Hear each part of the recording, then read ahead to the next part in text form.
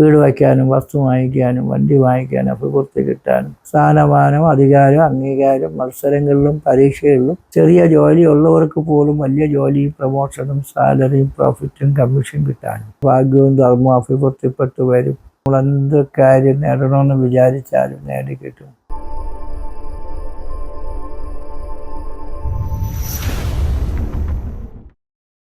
നമസ്കാരം. ആസ്ട്രോളജിക്കൽ ലൈഫിലെ എല്ലാ മാന്യ പ്രേക്ഷകർക്കും ഗുരുജനങ്ങൾക്കും 1000 നന്ദി നമസ്കാരം. ഞാൻ doctor M Shibu Narayanan, Bombay. 2026 April മാസം 14-ാം തീയതി രാവിലെ 9:32 മേടവിഷു ആരംഭിക്കുന്നത്. 2027 ഏപ്രിൽ 14 വരെ ഉണ്ട് ഒരു വർഷത്തെ ഫലം. അതിലെത്തി ഗുണങ്ങൾ കിട്ടാൻ യോഗം കൂടുതലുള്ള നക്ഷത്രങ്ങളെയാണ് പറയാൻ പോകുന്നത്. അത് കൂടുതലും വേഴത്തിൻ്റെയൊക്കെ അനുഗ്രഹങ്ങളൊക്കെ കൊണ്ട് നേട്ടങ്ങൾ കിട്ടാൻ സാധ്യതയുള്ള നാളുകൾ നമുക്ക് ചിത്തിര, ചോതി, വിശാഖം ഈ നക്ഷത്രക്കാർക്ക് വളരെ ഗുണങ്ങൾ കിട്ടും. കാരണം ചിത്തിര കന്നിക്കൂറും ഉണ്ട്, തുലാക്കൂറും ഉണ്ട്. അവർക്ക് 10-ലും 11-ലും 12 ഇടയ്ക്ക് വരണമെങ്കിലും വലിയ ദോഷം ബാധിക്കില്ല. ചിത്തിര തുലാക്കൂറുകാർക്കും വേഴ 9-ലും 10-ലും 11-ലും സഞ്ചരിക്കുന്ന സമയമാണ്. ചോതി വിശാഖത്തിൻ്റെ 3/4 വരെയുള്ള ഭാഗത്തുള്ളവർക്കും കൊള്ളാം. 9-ലും 10-ലും 11-ലും ഒക്കെ ഈ ഗ്രഹങ്ങൾ സഞ്ചരിക്കുന്ന കാലഘട്ടം പൊതുവെ ഗുരുജന മനസ്സ് ഈശ്വരാണാം പ്രസാദോ, ഗുരുക്കന്മാര് ഈശ്വരന്മാർ എല്ലാവരും പ്രസാദിക്കും. വൃദ്ധുർഭാഗ്യസ്ഥ ധർമ്മസ്യ, ഭാഗ്യവും ധർമ്മവും അഭിവൃദ്ധിപ്പെട്ടു വരും. ശുഭ തപസ്, നമ്മൾ എന്ത് കാര്യം നേടണമെന്ന് വിചാരിച്ചാലും നേടിക്കിട്ടും. പൗത്ര സൗഖ്യം മക്കൾക്കും പിള്ളേർക്കും കുടുംബത്തിനും എല്ലാവർക്കും നല്ലത് വരും. അത് നല്ലതാണ്. 10-ലാണ് വേഴം വരുമ്പോഴത്തേക്ക് നമുക്ക് ജോലി, പൈസ, അധികാരമൊക്കെ കിട്ടണം. ഒരാളെ സംബന്ധിച്ചിടത്തോളം ജോലി കിട്ടുക എന്ന് പറയുന്നത് അവരുടെ ജീവിതത്തിലെ ഏറ്റവും പ്രതീക്ഷിക്കുന്ന ഒരു കാര്യമാണ്. എല്ലാവർക്കും ജോലി വേണം. അപ്പോൾ ഒരു തൊഴിലാളി മുതലാളിയാവാൻ ചാൻസുള്ള സമയമാണ്. അതുകൊണ്ട് ജോലി ചെയ്യുന്ന ഒരാളിന് ഒരു തൊഴിലാളിക്ക് മുതലാളിയാവാൻ ചെറിയ ജോലി ഉള്ളവർക്ക് പോലും വലിയ ജോലിയും പ്രമോഷനും സാലറിയും പ്രോഫിറ്റും കമ്മീഷൻ കിട്ടാനും സമ്പത്ത്, സന്തതി, സൗഭാഗ്യം ഇതൊക്കെ കിട്ടാനും ജീവിതത്തിൽ എല്ലാം നഷ്ടപ്പെട്ടു പോയിട്ടുള്ളവർക്ക് പോലും എല്ലാം തിരിച്ചു കിട്ടുന്ന യോഗ അഭിവൃദ്ധികൾ കിട്ടാനും ഒക്കെ സ്ഥാനമാനം അധികാരം അംഗീകാരം മത്സരങ്ങളിലും പരീക്ഷകളിലും ഉയർച്ച വളർച്ച പുരോഗതി ഇതൊക്കെ കിട്ടാനും യോഗമുള്ള സമയമാണ്. മീനക്കൂറുകാർക്കും 7-2 ശനി ഭയങ്കര ദോഷത്തിൽ നിൽക്കണമെങ്കിലും വേഴ 4-ലും 5-ലും 6-ലും ഒക്കെ വരുന്ന കാലഘട്ടം വളരെ കുഴപ്പമില്ലാത്ത തരത്തിൽ വീട് വയ്ക്കാനും വസ്തു വാങ്ങിക്കാനും വണ്ടി വാങ്ങിക്കാനും അഭിവൃദ്ധി കിട്ടാനും സൗഭാഗ്യം ഐശ്വര്യം ഇതൊക്കെ കിട്ടാനും ഒക്കെ തന്നെ യോഗമുണ്ട്. മേടക്കൂറുകാർക്ക് വേഴം 3-ന്ന് മാറിക്കഴിഞ്ഞാൽ 4-ല് ക്ഷേത്രം, സുഖം, വാഹനം, ആസഞ്ച, വീട്, വസ്തു, കെട്ടിടം, വാഹനം, സമ്പത്ത്, സൗഭാഗ്യം കലകിച്ച് ഭിന്നിച്ച് വിരോധിച്ചിരിക്കുന്നവരൊക്കെ ഒന്നിച്ചു വരാനും അവർക്ക് നഷ്ടപ്പെട്ടു പോയ അധികാരം, പൈസ, വസ്തുവകകളൊക്കെ തിരിച്ചു കിട്ടാനും സന്താനങ്ങൾക്കും നല്ലത് വരാനും ഒക്കെ ഉള്ള യോഗമൊക്കെ മേടക്കൂറുകാർക്കുമുണ്ട്. കർക്കിടക കൂറുകാർക്കും ഈ വർഷത്തിൻ്റെ ആദ്യത്തെ തുടക്കം കഴിഞ്ഞാൽ വേഴ 1-ലും 2-ലും ഒക്കെ സഞ്ചരിക്കുന്ന സമയമാണ്. കർക്കിടക കൂറ് പുണർത്തിൻ്റെ അവസാനം പോയായിരുന്നു.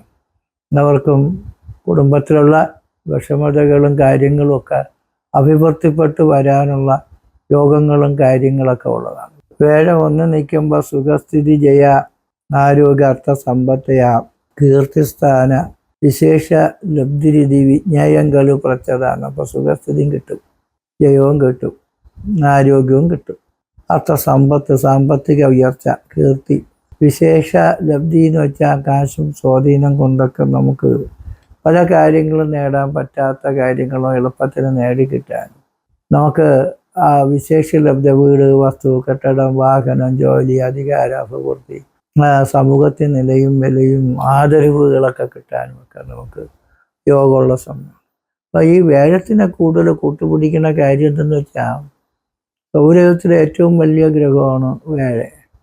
ദിഷണേ അനുകൂലേ പ്രായോ അനുകൂലാക്ക സകലാസ ദേവാനാണ്. വേഴനെന്ന് പറയുന്ന ഗ്രഹം അനുകൂലിച്ച് നിന്ന സർവ്വദേവന്മാരുടെയും അനുകൂലം നമുക്ക് കിട്ടും. അത് പ്രതികൂലമായിട്ടുന്ന സത്പ്രതികൂലക സതി ജ്ഞാ അനുകൂല എന്നാണ്. വേഴം പ്രതികൂലമായിട്ട് നിന്നാൽ നമുക്ക് അനുകൂലം കിട്ടൂല, പ്രതികൂലങ്ങൾ വന്നുകൊണ്ടിരിക്കും. ഈശ്വരൻ്റെ അനുഗ്രഹം കിട്ടി ഈശ്വരനെ കണ്ടിട്ടുള്ളവരും കറണ്ടിനെ കണ്ടിട്ടുള്ളവരും ആരുമില്ല. കറണ്ട് ഉണ്ടെങ്കിലും നമ്മളെ ലോക രാജ്യങ്ങളിൽ എല്ലാ ഐശ്വര്യങ്ങളും എല്ലാ ഫാക്ടറി മെഷീനറിയൊക്കെ പ്രവർത്തിക്കും. കറണ്ടില്ലാത്ത ഒരു ലോകത്തെക്കുറിച്ച് നമുക്ക് ആലോചിക്കാൻ പോലും പറ്റാത്ത കാലഘട്ടമാണ്. അപ്പോൾ കറണ്ട് ഇല്ലെങ്കിൽ ഒന്നും പ്രവർത്തിക്കില്ല. കറണ്ട് അടിച്ചാൽ നമുക്ക് ഇലക്ട്രിസിറ്റി ബോർഡിലെ എഞ്ചിനീയർമാരും മരിച്ചു പോണ കാര്യമാണ്. അപ്പോൾ കറണ്ട് എന്ന് പറയുന്നത് നമുക്കൊരു ഊർജമാണ്. ഒരു ജനറേറ്റർ നമ്മളായി മാറിയാൽ നമുക്ക് എല്ലാത്തിലും, ഏത് തൊഴിലിലും, ഏത് വിദ്യയിലും, ഏത് കാര്യത്തിലും നമുക്ക് നമ്മുടെ കഴിവും ബുദ്ധിയും ഉപയോഗിച്ചും ചെറിയ അധ്വാനവും പരിശ്രമം കൊണ്ട് വലിയ നേട്ടങ്ങൾ നമുക്ക് നേടിയെടുക്കാൻ പറ്റും. പക്ഷേ കറണ്ട് ഇല്ലെങ്കിൽ എന്ത് ചെയ്യും? ശരിക്കും പറഞ്ഞാൽ ഗ്രൈൻഡർ തന്നെ വീട്ടിൽ നമുക്ക് കറണ്ട് ഇല്ലെങ്കിൽ നമ്മൾ ആട്ടുകല്ലിൽ വെച്ച് ഇങ്ങനെ ആട്ടി അധ്വാനം കൊണ്ട് കാര്യം നടത്താൻ പറ്റും. പക്ഷേ നമുക്ക് എളുപ്പത്തിന് കാര്യം നടക്കില്ല. അപ്പോൾ അതേപോലെ കറണ്ട് ഇല്ലെങ്കിലും കാര്യം നടക്കും ജോത്സ്യരെ നിങ്ങൾ പറയുമെങ്കിലും നമുക്ക് ചെയ്യാൻ പറ്റുന്ന തരത്തിലുള്ള എല്ലാ വളർച്ചയും ഉയർച്ചയും ഈശ്വരാനുഗ്രഹം ഉണ്ടെങ്കിൽ നമുക്ക് നേടിയെടുക്കാൻ പറ്റും. പിന്നെ വേഴം ബുദ്ധിയും പുത്രരും സ്നേഹദേഹം അർത്ഥം ഗുരുത്വവും സുഖവും മന്ത്രഞ്ചം മന്ത്രത്വം നയവും വസയും ഗുരു എന്നാണ്. ബുദ്ധി വർദ്ധിക്കും. നമുക്ക് ഒരു ബുദ്ധി ഉള്ള ആൾക്കാരാണെങ്കിലും ചിലവർ ആലോചിക്കാതെയൊക്കെ പല കുരുക്കിലും ചാടി പോകും. അപ്പോൾ ഇങ്ങനെയുള്ള സമയങ്ങളിൽ അവർ നല്ല രീതിയിൽ എല്ലാ കാര്യത്തിനും നല്ല ആലോചിച്ച് കാര്യങ്ങൾ ഗുണദോഷങ്ങൾ വിലയിരുത്തി എങ്ങനെ പ്രവർത്തിക്കണമെന്ന് കണ്ടെത്തി അവർ പ്രവർത്തിക്കുകയും അത് അവർക്കൊരു വിജയത്തിലേക്ക് വഴി തെളിക്കുകയും ചെയ്യും. അപ്പോൾ പെരുവഴിയിലായി പോവില്ല. വഴി കൂടെ തന്നെ അവർ പോവേണ്ടുന്ന വഴി അനുസരിച്ച് ലക്ഷ്യസ്ഥാനത്തെത്തും. അങ്ങനെയാണ് പുത്രരും മക്കൾക്കും കുടുംബത്തിനും ഒക്കെ നല്ലത് വരും. പിള്ളേർ പറയണത് നമുക്ക് കേൾക്കാനും നമ്മൾ പറയണത് പിള്ളേർ കേൾക്കാനും ഒക്കെ ഉള്ളൊരു സാഹചര്യം വരുമ്പോൾ കുടുംബാന്തരീക്ഷം മെച്ചപ്പെടും. മക്കൾക്ക് നല്ല ജോലി, പൈസ, അധികാരം, മെച്ച നേട്ടങ്ങളൊക്കെ കിട്ടും. സ്നേഹം, എല്ലാവരോടും സ്നേഹവും ഐക്യതയും സന്തോഷവും തോന്നും. ദേഹം, ശരീരത്തിന് ദേഹം എന്ന് പറയുമ്പോൾ നമ്മുടെ ശരീരമാണ്. അത് ആഹാരം കഴിച്ചാലും കഴിച്ചില്ലെങ്കിലും ചില സമയത്തൊട്ട് കഴിഞ്ഞ് നമുക്ക് ശരീരമൊക്കെ ക്ഷീണിച്ച് തളർന്നൊക്കെ പോകും.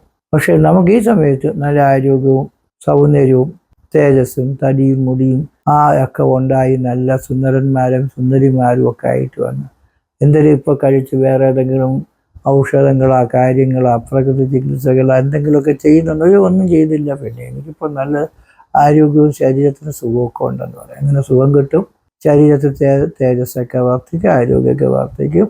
അങ്ങനെ നമുക്ക് നല്ല ഗുണങ്ങൾ കിട്ടും. ബുദ്ധിയും പുത്രനും സ്നേഹദേഹത്വം കുറേ പൈസയൊക്കെ കിട്ടും. നമ്മൾ വെറുതെ ഇരുന്നാൽ പൈസ കിട്ടൂലെങ്കിലും ആരെങ്കിലും പറയും വരുന്ന സ്ഥലം നമുക്കൊരു സ്ഥലം വരെ പോകാൻ നമുക്കൊരു കാര്യമുണ്ടെന്ന് പറഞ്ഞു. അവർ നമുക്ക് അവരുടെ പല പാർട്ണർമാർ, പല ഫ്രണ്ട്സ്, പല ആൾക്കാരും നമ്മളെ സ്നേഹിക്കുക സഹായിക്കുകയൊക്കെ ചെയ്ത് അവരുടെ ഗുണം കൊണ്ട് നമുക്ക് ഇപ്പോൾ ഒരു കച്ചവടക്കാരനല്ലെങ്കിലും നമ്മൾ ഒരാളുടെ കൂടെ പോയി അയാളൊരു കച്ചവടം നടത്തിയാൽ നമുക്കും എന്തെങ്കിലുമൊക്കെ കമ്മീഷനായിട്ട് എന്തെങ്കിലും തരിക, അല്ലെങ്കിൽ സ്നേഹം കൊണ്ട് വലുതാ തരികയൊക്കെ ചെയ്യും. ഇങ്ങനെ പൈസയൊക്കെ കിട്ടും. ജോലി ചെയ്യണവർക്കും ബിസിനസ് ചെയ്യണവർക്കാണെങ്കിൽ കുറച്ചും കൂടെയൊക്കെ മെച്ചം വരും. അങ്ങനെ ധനം കിട്ടാനും നമുക്ക് മന്ത്രത്വം, ജപം, തപം, ആത്മീക വിദ്യകൾ, ദൈവീക കർമാദികളിലൊക്കെ കുറച്ചൊക്കെ വിശ്വാസമൊക്കെ വന്ന് ഒരു ഭക്തിയില്ലാത്ത അമ്പലത്തിലോ ദൈവങ്ങളിലോ ഒരു സ്നേഹമില്ലാത്ത യുക്തിവാദികൾ പോലും ഭക്തിവാദികളായിട്ട് മാറുന്ന അവസ്ഥ ഉണ്ടായി അവർ രക്ഷപ്പെടുന്ന ഒരു സമയം.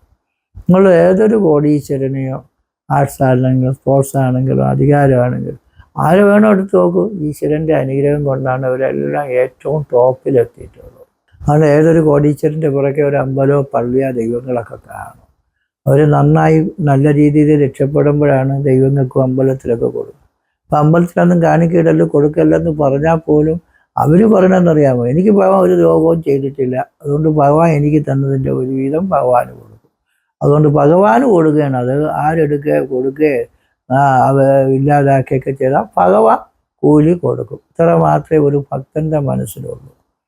അതുകൊണ്ട് ഒരു ദൈവത്തിൻ്റെ പേര് പറഞ്ഞ് ആക്ഷേപിക്കുകയും അല്ലെങ്കിൽ ദേവന് പൈസ വേണ്ടെന്ന് പറയുന്നു ചെയ്താൽ പോലും സമൂഹത്തിൽ ഭക്തന്മാരുടെയും അതേപോലെ ഈശ്വരൻ്റെയും കഴിവുകളും ഈശ്വര സേവ കൊണ്ട് നേടിയിട്ടുള്ള ഒരു ഭക്തന്മാരും സിദ്ധന്മാരും മാത്രമല്ല സാധാരണക്കാർക്ക് പോലും ഈശ്വരൻ്റെ അനുഗ്രഹം ഉണ്ടെങ്കിൽ നമുക്ക് നല്ലതായ ഐശ്വര്യങ്ങളും അഭിവൃദ്ധികളും ഉണ്ടാകും.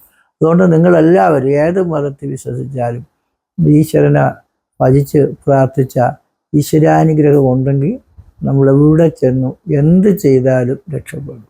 നമ്മളൊരു ഹോസ്പിറ്റലിൽ പോയാലും ആശുപത്രിക്കാർ ലാസ്റ്റിൽ പറയുന്ന ഒരു കാര്യമുണ്ട്, ഞങ്ങൾ ചെയ്യാനുള്ള എല്ലാം ചെയ്തിട്ടുണ്ട്, ബാക്കി ഇനി ഈശ്വരൻ്റെ കയ്യിലെന്നാണ്. അപ്പോൾ ഈശ്വരൻ നിങ്ങളെ കൂടെ നിന്നാൽ നിങ്ങൾക്ക് തീർച്ചയായിട്ടും ആയുസ്സും ആരോഗ്യമൊക്കെ കിട്ടും, നല്ലത് വരും.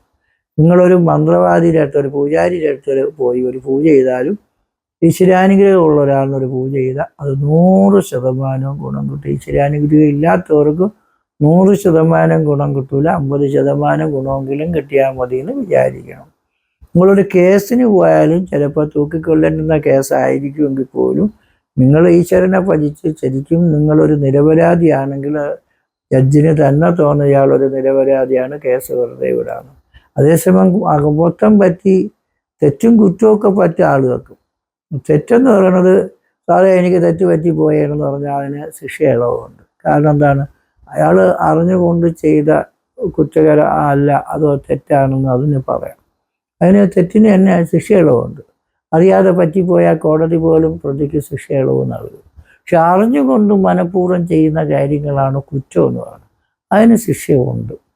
കുറ്റം ചെയ്തവനായിരുന്നാൽ പോലും ചിലപ്പോൾ ഈശ്വരൻ്റെ അനുഗ്രഹം കൊണ്ട് കേസ് വെറുതെ വിട്ടെന്നിരിക്കും. അതുകൊണ്ട് ഈശ്വരൻ്റെ അനുഗ്രഹം ഉള്ളവർക്ക് യാതൊരുവിധ പ്രയാസങ്ങളും ബുദ്ധിമുട്ടുകളും വരാനേ പോണില്ല എന്നാണ് നമ്മുടെ കണ്ടുപിടുത്തം. എന്ത് വന്നാലും അവരെല്ലാം ഭഗവാൻ തന്നെയാണ് ഇതിന് സാക്ഷി. ഞാൻ തെറ്റ് ചെയ്തിട്ടില്ലെന്ന് എൻ്റെ മനസ്സാക്ഷിക്കറിയാം, എനിക്കറിയാം. ഞാൻ മറ്റുള്ളവർ എന്നെ കുറ്റക്കാരനാണ് നിരൂപിക്കുന്നത് പ്രകൃതിയുടെ ഒരു ശാപമാണ്. അതുകൊണ്ട് എല്ലാവർക്കും നല്ലത് വരട്ടെ എന്ന് പ്രാർത്ഥിച്ചുകൊണ്ട് നിർത്തുന്നു. നന്ദി, നമസ്കാരം.